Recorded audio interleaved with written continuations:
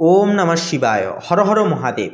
নমস্কার প্রিয় দর্শক বন্ধুগণ, সিংহ রাশি তথা সিংহ লগ্ন অনুসারে আগামী 26শে ডিসেম্বর থেকে 30শে ডিসেম্বর এই সময়কালের মধ্যে একান্তই আপনাদের পঞ্চম ঘরে পঞ্চমভাবে ত্রিগ্রহী যোগ সৃষ্টির কারণে তিনটি অদ্ভুত পরিবর্তন আপনারা কিন্তু লক্ষ্য করতে পারবেন। আপনাদের পঞ্চম ঘরে কিন্তু সূর্য, শুক্র সহ মঙ্গলের অবস্থান কিন্তু থাকছে, যা তিনটি গ্রহের সমবেদনায় ত্রিগ্রহী যোগ সৃষ্টি করছে। তো সিংহ রাশির জাতক জাতিকাদের মধ্যে এই 5 দিন কিন্তু এক অদ্ভুত তেজ এবং আত্মবিশ্বাস বজায় থাকতে কিন্তু দেখা যাবে। সূর্যের প্রভাবে আপনার ব্যক্তিত্বের একটা উজ্জ্বলতা প্রকাশ পাবে, তবে মঙ্গল সাথে থাকায় জেদ বা রাগ কিছুটা বৃদ্ধি পেতে পারে। বিশেষ করে 27-28 তারিখে নিজের মেজাজকে নিয়ন্ত্রণে রাখা কিন্তু জরুরি হয়ে উঠবে। পঞ্চম স্থানে শুক্র এবং মঙ্গলের উপস্থিতি প্রেম জীবনে এক ধরনের গতি নিয়ে আসবে। যারা একক জাতক জাতিকা রয়েছেন, আপনাদের জীবনে নতুন কারো আসার একটা প্রবল সম্ভাবনা রয়েছে। শুক্র ও মঙ্গলের সংযোগে আবেগের আতিশয্য একান্তই কিন্তু একটা বাড়তে পারে। সঙ্গীর সাথে ছোটোখাটো বিষয়ে ভুল বোঝাবুঝি একটা হতে পারে, যা রাগে মাথায় বড় আকার কিন্তু নিতে পারে। ধৈর্য ধরলে সেহেতু সম্পর্ক মধুময় হবে, প্রত্যেকটা ক্ষেত্রে সামঞ্জস্যতার সহিত আপনারা কাটিয়ে তুলতে পারবেন। যারা লেখালেখি, অভিনয়, ডিজাইন বা যে কোনো ধরনের সৃজনশীল পেশায় যুক্ত আছেন, আপনাদের জন্য এই সময়টি স্বর্ণালী হয়ে উঠবে। নতুন আইডিয়া আপনার ক্যামেরার অর্থাৎ ক্যারিয়ারের যে মোড় সেটাকে কিন্তু ঘুরিয়ে দিতে পারে। মঙ্গল আপনাকে সাহসী করবে। কর্মক্ষেত্রে নতুন কোনো ঝুঁকি নিতে চাইলে এই 5 দিন তার জন্য কিন্তু দুর্দান্ত মুখর সময় হবে। তবে সব সিদ্ধান্ত যেন যুক্তিগত দিক দিয়ে হয়, সেই দিকে একটু খেয়াল রাখবেন, আবেগের বশবর্তী হয়ে নয়। ধনুরাশিতে সূর্যের এই অবস্থান শিক্ষার্থীদের জন্য একাগ্রতা বাড়িয়ে দেবে। যারা প্রতিযোগিতামূলক পরীক্ষায় প্রস্তুতি নিচ্ছেন, আপনাদের জন্য 30শে ডিসেম্বর পর্যন্ত সময়টি বিশেষ ইতিবাচক ফল দেবে। সন্তানদের উন্নতি দেখে আপনি গর্বিত হবেন, তবে তাদের স্বাস্থ্যের দিকেও কিন্তু একটুকু বিশেষ নজর দিতে হবে বা দিতে হতে পারে আপনাদের। তাদের সাথে বন্ধুত্বসুলভ আচরণ করুন এবং অবশ্যই প্রত্যেকটা ক্ষেত্রে দায় দায়িত্ব অবশ্যই পালন করে চলুন। পঞ্চম স্থানে সূর্য ও শুক্রের প্রভাবে আয় বৃদ্ধির নতুন পথ খুলতে পারে, তবে মঙ্গল আপনার খরচের ইচ্ছাকে কিন্তু দ্বিগুণভাবে বাড়িয়ে দিতে পারে। অপ্রয়োজনীয় বিলাসিতায় কিন্তু অর্থ ব্যয় হয়ে যাওয়ার একটা সম্ভাবনা আছে, তাই খরচেও বিশেষ একটু রাশ টানুন, এই দিকে একটু খেয়াল রেখে চলুন। পাশাপাশি এই সময় আপনাদের অর্থাৎ সিংহ লগ্নের ক্ষেত্রে সপ্তমে কিন্তু থাকছে কে? রাহু। তো বন্ধুরা, রাহু সপ্তম স্থানে থাকলে সম্পর্কের ক্ষেত্রে কিছুটা অনিশ্চয়তা বা বিভ্রান্তি একটা কিন্তু তৈরি করতে পারে। এই 5 দিন জীবনসঙ্গীর সাথে ছোটোখাটো বিষয় নিয়ে অর্থাৎ বড় তর্কের একটা সৃষ্টি হতে পারে। রাহুর একটা প্রভাবে মনে হতে পারে সঙ্গীর আপনার থেকে কিছু গোপন করছেন, এই সমস্যাগুলি কিন্তু দেখা দিতে পারে। বিশেষ করে 27 ও 28 ডিসেম্বরের দিকে একে অপরের প্রতি বিশ্বাস বজায় রাখাটা কিন্তু আবশ্যকীয় হবে। অযথা সন্দেহ করা থেকে বিরত থাকুন। যারা অবিবাহিত রয়েছেন, আপনাদের জন্যও কিন্তু নতুন সম্পর্কের একটা প্রস্তাব একান্তই আসতে পারে, তবে তাড়াহুড়ো না করাই কিন্তু বলবো ভালো হবে। এমনকি ব্যবসায়ীদের জন্য কিন্তু এই সময়টি অত্যন্ত সতর্ক থাকার সময় হবে। নতুন কোনো ব্যবসায়িক চুক্তিতে সই করার আগে ভালো করে কাগজপত্র পড়ে নিন। অংশীদার বা পার্টনারের সাথে স্বচ্ছতা অবশ্যই বজায় রাখুন।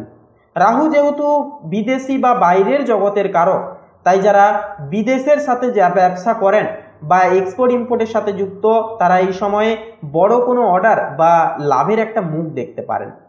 কর্মক্ষেত্রে আপনার প্রভাব বাড়বে। রাহু আপনাকে উচ্চাকাঙ্ক্ষী করে তুলবে। আপনার সাফল্যে কিছু গুপ্ত শত্রু তৈরি হতে পারে, যারা আপনার ভাবমূর্তি নষ্ট করার চেষ্টা করবে। সেহেতু অফিসে নিজের পরিকল্পনা কারোর সাথে শেয়ার না করাই বলবো ভালো হবে। সামাজিক অনুষ্ঠানে আপনার উপস্থিতি সবার নজর কাড়বে, তবে নিজের অহংকার নিয়ন্ত্রণ করাটাও কিন্তু জরুরি হবে। আর্থিক দিক থেকে সময়টি মিশ্র প্রকৃতির হবে। রাহুর প্রভাবে হঠাৎ টাকা আসার একটা যোগ যেমন থাকে, তেমনই হঠকারী বিনিয়োগ থেকে ক্ষতির একটা সম্ভাবনাও থাকে। 30শে ডিসেম্বরের দিকে কোনো বড় লেনদেন করার সময় সতর্ক থাকুন। দীর্ঘমেয়াদী বিনিয়োগের কথা ভাবতে পারেন, কিন্তু শর্টকাটে টাকা আয়ের ফাঁদে পা দেবেন না।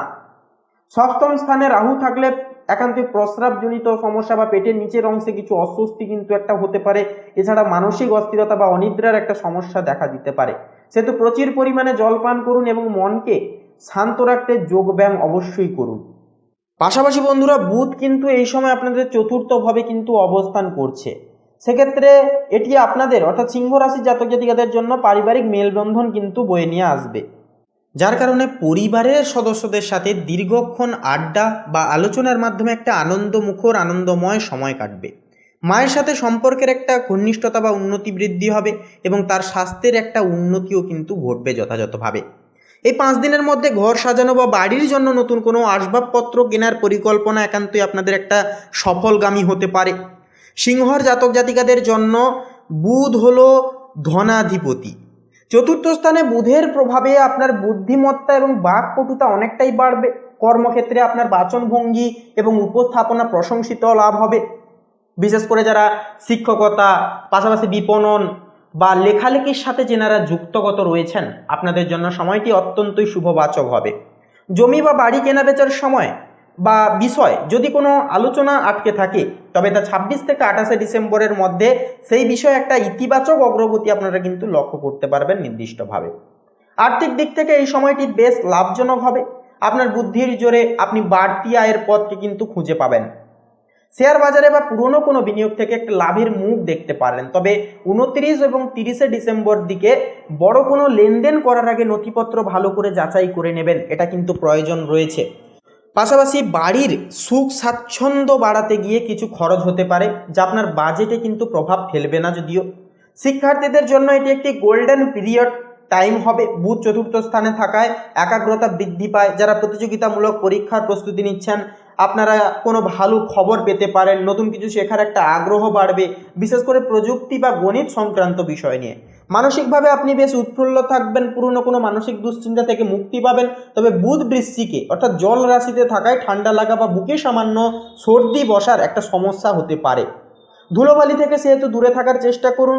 অবশ্যই আপনারা পরিষ্কার এবং ফ্রেশ বাতাসটা গ্রহণ করার চেষ্টা অবশ্যই করুন।